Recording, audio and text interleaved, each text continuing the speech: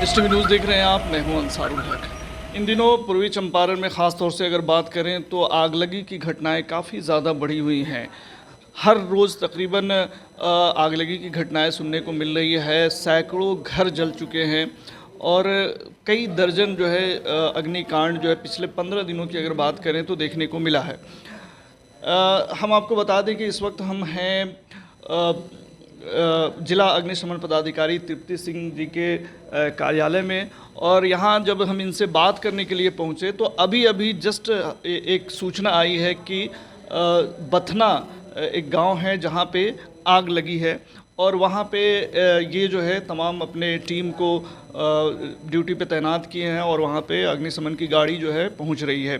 तो इस तरह से आप समझ सकते हैं कि हालात क्या हैं। हर रोज़ यहाँ पे आगलगी की घटना सुनने को मिल रही है। एक दिन में 10-10 जगहों से आगलगी की घटनाएं सामने आ रही हैं। हमारे साथ जिला अग्निशमन पदाधिकारी तृप्ति सिंह जी मौजूद हैं, उनसे विशेष जानकारी हम लेना चाहेंगे। मैम, बहुत बहुत स्वागत है आपका इस टीवी न्यूज़ पर।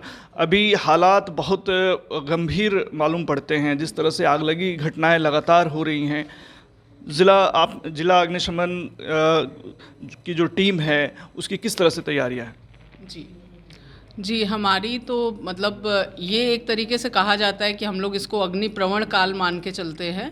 मार्च से लेके मई जून तक ये चलता है, जिसमें ये कुछ तो ये प्राकृतिक है क्योंकि इसमें पछुआ हवा बहुत तेज़ चलती है, तो उसकी वजह से आगलगी की घटना बहुत ज़्यादा हो रही है। लेकिन उससे निपटने के लिए भी हमारी पूरी तैयारी है। हमारी 36 जो है वाहन हैं अलग अलग टाइप की, जैसे कुछ एमटी वाहन हैं और 21 एमटी वाहन है, 13 जो है हमारे पास वाटर टेंडर है, 13 वाटर टेंडर, एक वाटर टेंडर टाइप भी है जो 5000 लीटर कैपेसिटी का है, और एक रिसेंट में ही 2 गाड़ी हमारे पास आई हुई हैं। एक वाटर बाउज़र है, 12,000 लीटर की कैपेसिटी उसकी है। तो इन सब गाड़ियों के साथ हमारा मतलब अग्निशमन का जो टीम है, हमारे कर्मी भी लगभग 196 कर्मी हैं जो इन सबको मतलब हमारा जो टीम है पूरा अग्निशमन का कार्य करने के लिए ये तैनात हैं 24/7, मतलब बाई 365 डेज़ ये जो है ड्यूटी पे रहते हैं। अभी तक आगलगी की अगर घटनाओं की बात करें तो इस ज़िले में कितने आगलगी की घटनाएं हुई हैं, कितनी कैजुअल्टी हुई हैं, इसका कुछ डाटा है? जी, लगभग मतलब 60 से 70 घटना, एक्यूरेट फिगर अभी मेरे पास नहीं है, लेकिन 60 से 70 घटनाओं की रिपोर्टिंग हुई है। जी। और कैजुअल्टी में एक कैजुअल्टी मतलब एक जगह हुई है जहाँ 3 बच्चों की डेथ हुई है और कहीं कैजुअल्टी की रिपोर्टिंग नहीं है अभी तक। अगर 70 अब तक है तो अभी जो आपके पास रिपोर्ट आई है कि बथना में आग लगी है, चकिया अनुमंडल क्षेत्र में, तो ये 71वां होगा? 71वां नहीं, जैसे मैंने अप्रॉक्स बताया है तो हो सकता है 71वां भी हो सकता है 69 भी हो, क्योंकि अप्रॉक्स बताया, अभी एग्जैक्ट फिगर मेरे पास नहीं है। जैसे डेली का हम लोगों के पास जैसे किसी दिन एक भी घटना नहीं होती है और किसी दिन 5, किसी दिन 10, तो मैंने ऑन एवरेज मतलब इस सीज़न का मैंने बता दिया है। मेरा मतलब है कि आगलगी की घटनाएं किस कदर बढ़ गई हैं कि मैं देख रहा हूं कि अभी हम आपसे बात कर रहे थे, इसी दरमियान आपके पास कॉल आया कि फलानी जगह आग लगी है और वहाँ आपने अपनी टीम को तैनात किया है।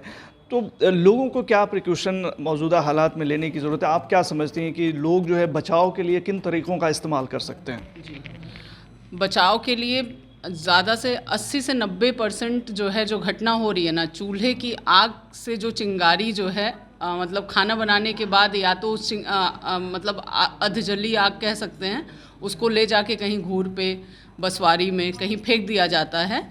ये उनकी अनभिज्ञता के कारण ही है। वो लगता तो है कि ये छोटी सी आग है या छोटी चिंगारी, इससे क्या होगा, लेकिन वो इस समय जो मौसम है गर्मी का, इतनी तेज़ गर्मी और पछुआ हवा की वजह से वो बड़ी आग में तब्दील हो जा रही है। और जितने भी फूस के घर और इस तरीके से वो आग बहुत और गेहूं के खेत का है सब सीज़न इस तरीके का कि सब पूरा खेत जल जा रहा है। तो ये छोटी सी लापरवाही की वजह से है ज़्यादा से ज़्यादा ये, और छोटी मोटी घटना जो धूम्रपान करके यहाँ वहाँ सिगरेट और बीड़ी के उसको अधजला ही फेंक देते हैं, ये कारण मुख्य रूप से है।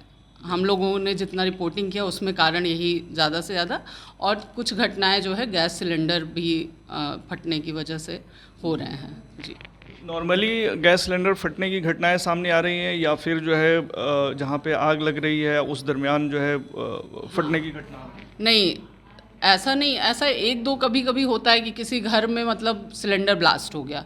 नॉर्मली मतलब जहाँ किसी और रीज़न से आग लगी होती है लेकिन अंदर सिलेंडर रहता है घर में और बहुत देर तक मतलब अगर गर्म होने से सिलेंडर भी ब्लास्ट हो जाता है, तो ज़्यादा तो ये रीज़न है। कहीं कहीं ऐसा होता है किसी किसी घर में कभी कभी सिलेंडर भी ब्लास्ट हो जाता है। तो वो सिलेंडर ब्लास्ट होने से और ज़्यादा आग जो है भयंकर रूप धारण कर लेती है।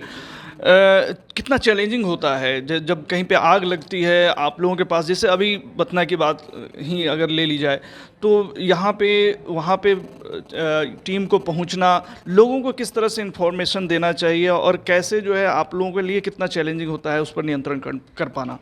देखिए, पहला तो हमारा जो कंट्रोल रूम है उसको सही टाइम पे मतलब आग लगी की घटना हुई और तुरंत जितना भी जल्दी हो सके एक सूचना मिल जाती है, तो हम लोग की तरफ से कोई देरी नहीं होती। हमारा 2 मिनट का रिस्पांस टाइम होता है, हमारी टीम रेडी होती है। तो अगर टाइम से और परफेक्ट मतलब एड्रेस एक होता है कि परफेक्टली अगर उसको कम्युनिकेट किया जाए, लोकेशन सही बता दी जाए, तो देरी नहीं होती हमारी तरफ से और क्विक रिस्पांस के तहत हम लोग जो है वहाँ पहुँच जाते हैं और आग लगी का अपना नियंत्रण करते हैं। जी, कुछ नंबर तो ऑल नोन है लेकिन एक बार फिर से हम चाहेंगे कि आप बता दें कि जिन नंबरों पे कॉल करके लोग सूचित कर सकें, कुछ विकल्प के नंबर भी हों तो उन्हें भी आप सुझाएं। जी, एक तो 101 और 112 जो आम पब्लिक आसानी से उसको हमेशा याद रख सकता है, और एक मोबाइल नंबर भी है हमारे कंट्रोल रूम का, अगर उसको भी मैं नोट करा देती हूँ, नोट कर लिया जाए। 7485805981 ये हमारा मोतिहारी कंट्रोल रूम का मोबाइल नंबर है, और 101 112 तो ये जो है इमरजेंसी सर्विसेज का है। तो इन सब पे भी कभी भी कॉल किया जाएगा तो तुरंत हमारा जो है स्टाफ उस पर रिस्पॉन्स करेगा।